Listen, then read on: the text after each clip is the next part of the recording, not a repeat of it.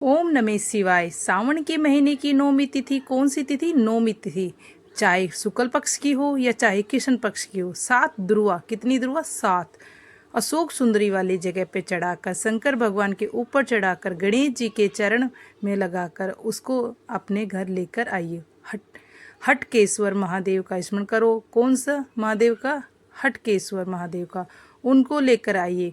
उधर पेट में जो भी रोग हो, बीमारी हो, बहुत ज़्यादा तकलीफ हो रही हो, शरीर के अंतर्गत एसटीडी रहती है, या पेट में अंतर्गत कोई भी बीमारी हो रही हो, उसको आप मिटा सकते हैं।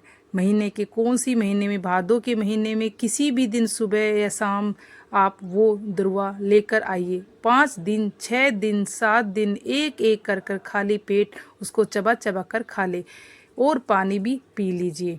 सावन के महीने में खाना पड़ेगा।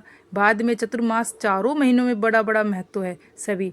आपको एक स्मरण भी रहोगा, जिस नारी के, स्त्री के रजो धर्म में जुड़ी हुई कोई भी बीमारी हो, पुरुष वर्ग में भी कहीं ना कहीं किसी न किसी रूप में इधर उधर से लेकर एडी तक से के बीच तक की तकलीफ होती हो, इससे जुड़ी हुई भी सावन के महीने में प्रयोग आता है।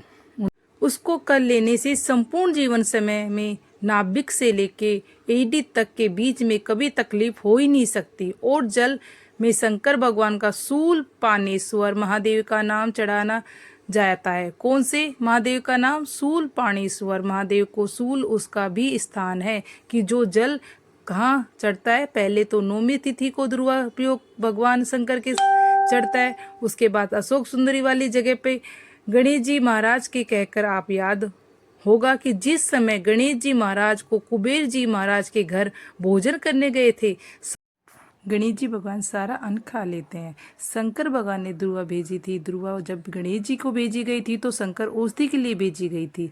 गणेश जी ने ज़्यादा खा लिया तो शरीर में रोग ना हो जाए, तब शिव जी ने इस भेजी थी। अशोक सुंदरी के माध्यम से इस ध्रुवा का प्रभाव रोग मुक्त के लिए किया था। रोग दुर्गा सावन के महीने में तिथि नौमी, चाहे शुक्ल पक्ष हो या चाहे कृष्ण पक्ष हो, कभी भी ले सकते हैं।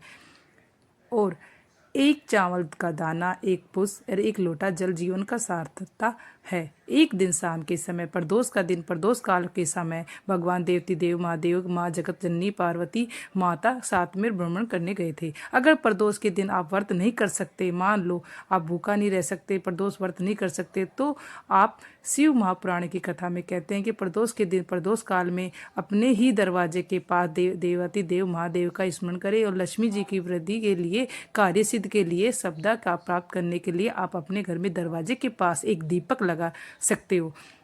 कौन से दिन? प्रदोष के दिन।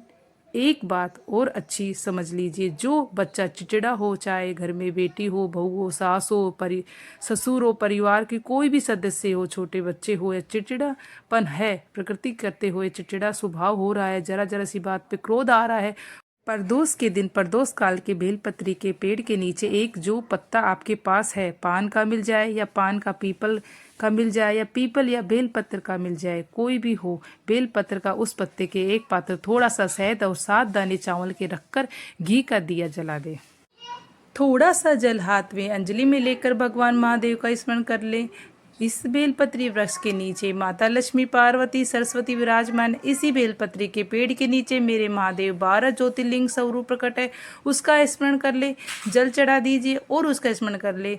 चिड़चिड़ापन हो, क्रोध आता हो, किसी को बोलने का भान नहीं होता हो, सम्मान नहीं करता हो, अशब्द कहता हो, थोड़ा सा जल हाथ में अंजलि में लेकर भगवान महादेव को स्मरण कर कर इस बेलपत्री वृक्ष के नीचे माता लक्ष्मी, पार्वती, सरस्वती विराजमान है। इसी बेलपत्री के पेड़ के नीचे मेरे महादेव 12 ज्योतिर्लिंग का स्वरूप प्रकट है, उसका स्मरण कर कर जल चढ़ा दीजिए, उसका स्मरण कर लो।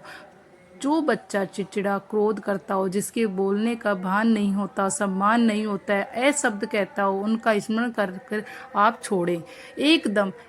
एक प्रदोष करें, दूसरा प्रदोष भी कोई दिक्कत आ रही है तो 2-3 प्रदोष करें। बाबा की कृपा से पढ़ने का कह रहे हो तो पढ़ने भी लग जाएगा।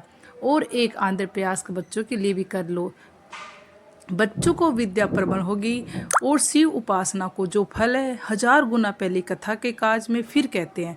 शिव मंदिर में जल बाद में चढ़ाना, शंकर के मंदिर में जाकर पंचा स्नान बाद में कराना। शंकर जी के मंदिर में जाकर पूजा बाद में करना। पहले थाली साइड में रखकर भगवान शिव के मंदिर में झाड़ू पोछा कर ले या बेल पत्री का निर्माण, जो भी पात्र है उससे उठाकर उसके सामान उसमें भर दे और जहाँ मंदिर में जो भी कूड़ा कचरा हो रहा है उसको सफाई कर दे। जहाँ मंदिर वाले रखते हो वहाँ ले जाकर रख दो और झाड़ू पोछा एक बार ज़रूर पूजन में करके पहले सबसे पहले सफाई का ध्यान रखें।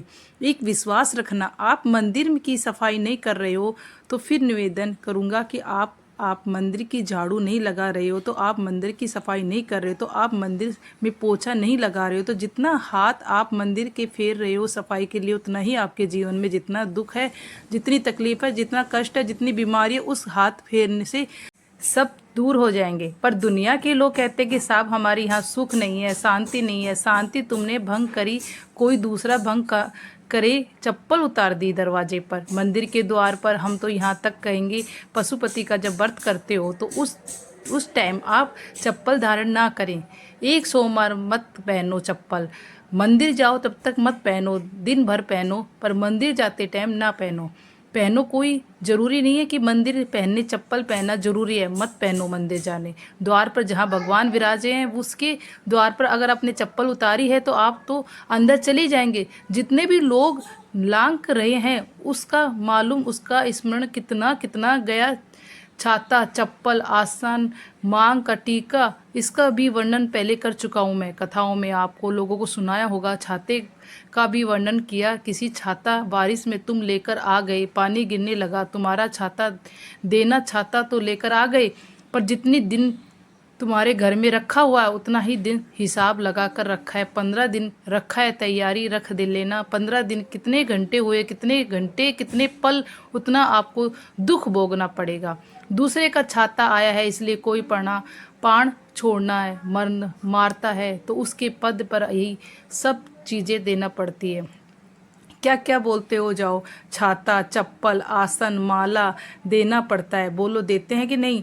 क्यों देना पड़ता है? छाता क्या काम की छाता देना पड़ता है? क्या व्यक्ति 24 घंटे क्या धूप में रहता है कि पानी में रहता है? जो छाता देना पड़ेगा, चप्पल देनी पड़ेगी, जिसके लिए देना पड़ेगा उसका शास्त्र प्रणाम। जरा सा राजा परीक्षित जरासंध के मुकुट को सिर पर पहन लिया था और बुद्धि बदल गई थी।